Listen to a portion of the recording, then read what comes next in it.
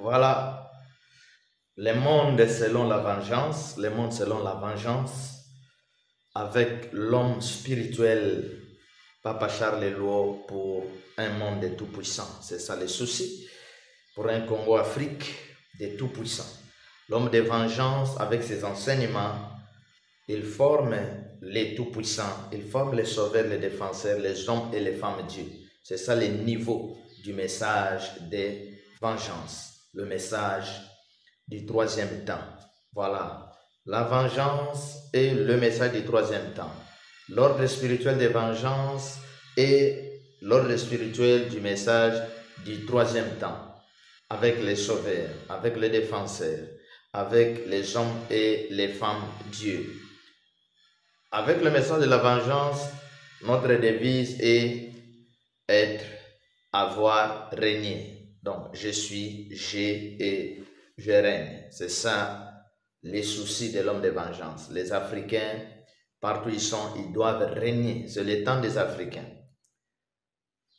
C'est pourquoi l'homme de vengeance est toujours présent pour partager avec vous. Il est là pour expliquer cette guerre mondiale. Cette troisième guerre mondiale, il est là pour orienter les gens spirituellement, physiquement. Il est là pour expliquer les révélations,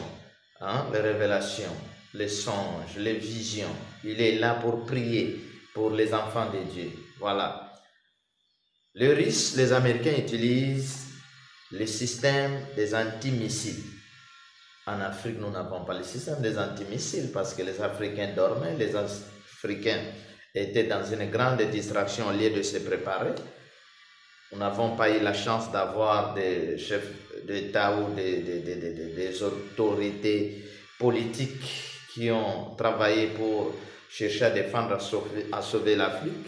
Mais nous avons eu des gangs, des gangsters, nous avons eu des vedettes, des présidents vedettes, nous avons eu donc voilà un peu. Alors, que le bon Dieu, le Saint Dieu grand créateur protège l'homme noir, la race noire, protège le Congo, Afrique, protège les enfants de Dieu partout dans les quatre coins du monde. J'ai 2 ou 3 points à traiter avec vous. Je commence un peu à expliquer les gens, les créatures, ceux qui disent que Dieu n'existe pas. Dieu n'existe pas. Quand tu manges, Dieu n'existe pas.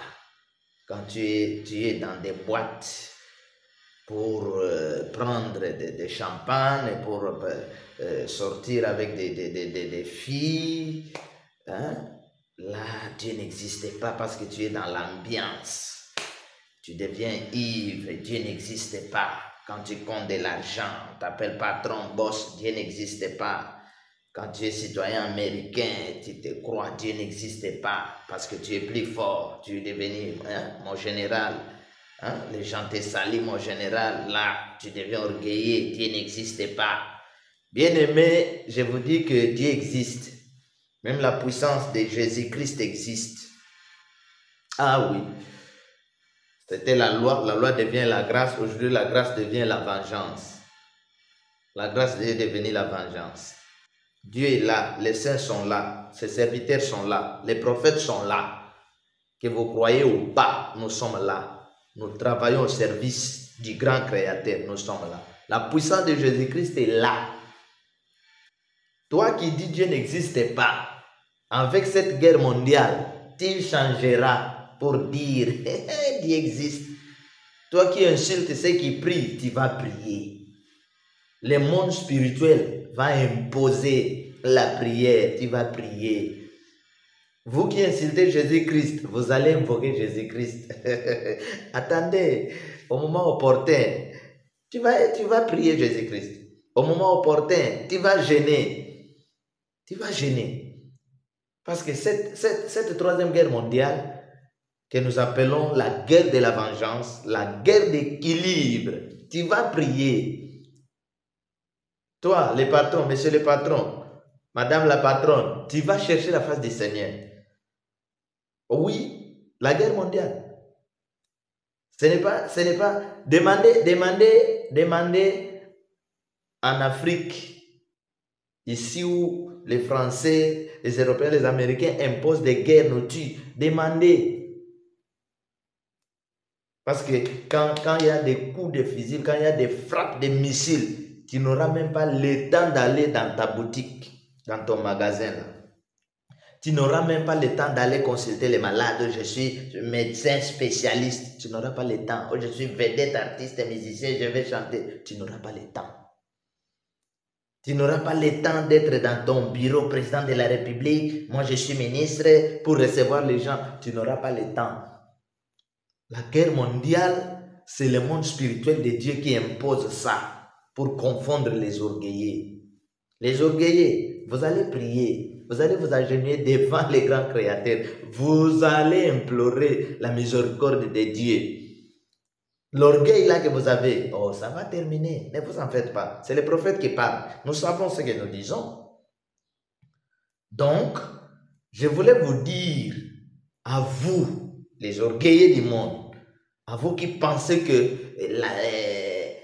habiter en France, c'est ça le top. Tu es au top.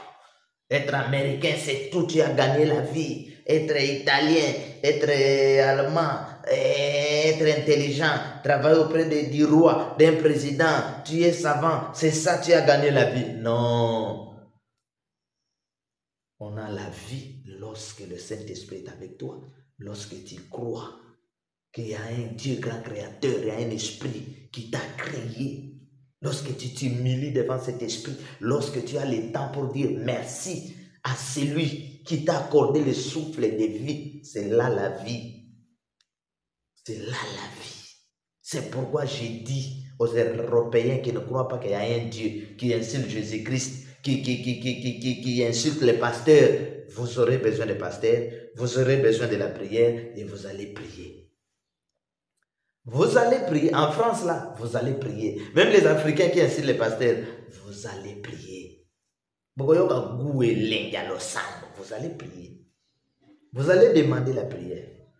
Je vous ai dit bien avant, faites vos actions de grâce pour être protégés. Faites vos actions de grâce. Donnez à n'importe quel serviteur de Dieu à qui tu as confiance, tu crois que Dieu est avec lui. Donne-lui cette action de grâce, demande-lui, prie pour nous, tout simplement. Obéis seulement à l'ordre. Ne sois pas orgueillé, les orgueillés, les orgueillés. L'orgueil, c'est tout, c'est fini. Le monde que vous voyez est divisé. Maintenant, le monde est divisé en deux. Tu vas prier, mon frère. Tu vas regrouper tes enfants, vous allez prier. Vous allez prier, monsieur Patrick. Vous allez chercher la face de Dieu. Tu n'aimes pas Dieu. Tu incites les hommes de Dieu. Tu appelles les hommes de Dieu, les prophètes de Dieu, les aventuriers. Ne vous en faites pas. Avec les coups des oublis, tu vas. Seigneur, les dieux de vengeance, protège-moi. Ah, les dieux de la grâce, protège-moi. Tu auras besoin de Jésus-Christ. Ne t'en fais pas. Les choses arrivent. 2025, l'année du feu et des souffles. Ce qui est la seconde mort. Vous allez crier, vous allez chercher la face de Dieu. Lorsque les gens vous prêchent, lorsque les pasteurs prêchent, les pasteurs disent que au temps de Noé, il y avait ceci, cela. Ah non, au temps de Sodome et Gomorrhe, vous ne croyez pas, vous dites les pasteurs sont des commerçants, les pasteurs sont des aventuriers, pas de problème. Tout homme a ses faiblesses, pas de problème. Mais les grands prophètes d'évangile vous disent, avec cette troisième guerre mondiale, vous allez prier, vous allez chercher la face du Seigneur. Vous allez demander pardon à Dieu. Vous allez abandonner vos statuts-là diaboliques. Vous les gens de l'idolâtrie, vous les occultez. Vous allez chercher la face du Seigneur. En Afrique, là, vous allez prier. Parce que il y a des choses que les hommes peuvent faire. Il y a une protection que les hommes peuvent assurer. Mais il n'y a que l'intervention de Dieu. Il n'y a que Dieu. Il n'y a que Dieu. Il y a des choses, c'est Dieu seul qui opère. Il y a des miracles, Dieu seul qui opère. Il y a des guérisons, Dieu seul qui opère. Il y a des protections, Dieu seul qui protège. Il y a des solutions. Dieu est celle qui donne des telles solutions.